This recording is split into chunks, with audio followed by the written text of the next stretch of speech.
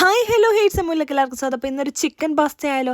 കുഞ്ഞു അരിഞ്ഞ് കുറേയധികം വെജിറ്റബിൾസ് എടുത്ത് വാട്ടുന്നുണ്ട്. നിങ്ങളുടെ വീട്ടിൽ എന്തൊക്കെ വെജിറ്റബിൾസ് ഉണ്ടോ അതൊക്കെ അങ്ങോട്ട് എടുക്കുക. പിന്നെ ബോൺലെസ് ചിക്കൻ, അത് കുറച്ച് സോയ സോസ്, കുരുമുളക് പൊടി, മുളക് പൊടി, ഉപ്പ് ഇതെല്ലാം കൊണ്ട് മിക്സ് ചെയ്തതിന് ശേഷം കുറച്ച് എണ്ണയ്ക്കകത്ത് ചെറുതായിട്ടൊന്ന് ഷാലോ ഫ്രൈ ചെയ്തെടുക്കുക. അപ്പോൾ ഷാലോ ഫ്രൈ ചെയ്തെടുക്കുന്ന സമയത്ത് ശ്രദ്ധിക്കേണ്ട എന്ന് വെച്ചാൽ ആ ചിക്കനിൽ നിന്ന് വെള്ളം ഇറങ്ങുമ്പോൾ 5-6 വെളുത്തുള്ളിയും കൂടെ എടുത്ത് തട്ടുക. അപ്പോൾ ആ വെളുത്തുള്ളിയുടെ നീര് ഇറങ്ങി ചിക്കൻ വേവുമ്പോൾ അസാധ്യ ടേസ്റ്റാണ്. പിന്നീട് നമുക്ക് വെജിറ്റബിൾസിലോട്ട് വരാം. അതിനകത്തോട്ട് വാടിക്കഴിഞ്ഞതിന് ശേഷം ഒരു 2 മുട്ട, അല്ലെങ്കിൽ നിങ്ങളുടെ വീട്ടിൽ 3 മുട്ട ഉണ്ടെങ്കിൽ 3 മുട്ട ഇടാം. ഇതാണ് എൻ്റെ കയ്യിലുള്ള പാസ്ത. നിങ്ങളുടെ കയ്യിൽ ഏത് പാസ്തയാണുള്ളത് അത് കുറച്ച് ഉപ്പും എണ്ണയും കൂടി ഇട്ട് വേവിച്ച് കഴിഞ്ഞാൽ കൂട്ടി മുട്ടത്തില്ല. പിന്നീട് നമ്മുടെ മുട്ടയൊക്കെ നല്ല ചിക്കി വന്നിട്ടുണ്ട്. ചിക്കനാണെങ്കിലോ വെള്ളമെല്ലാം പറ്റി നല്ല സോഫ്റ്റ് ആയിട്ടും വന്നിട്ടുണ്ട്.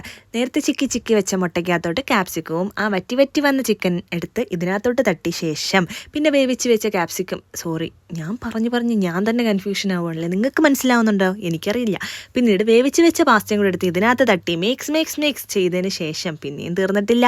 പിന്നീട് ഇറ്റാലിയൻ ഹെർബ്സും കൂടെ ചേർത്ത് പിന്നീട് സസ്വാൻ സോസും കൂടെ ചേർത്ത് കഴിഞ്ഞാൽ നമ്മുടെ സ്വാദിഷ്ടമായ പാസ്ത റെഡി.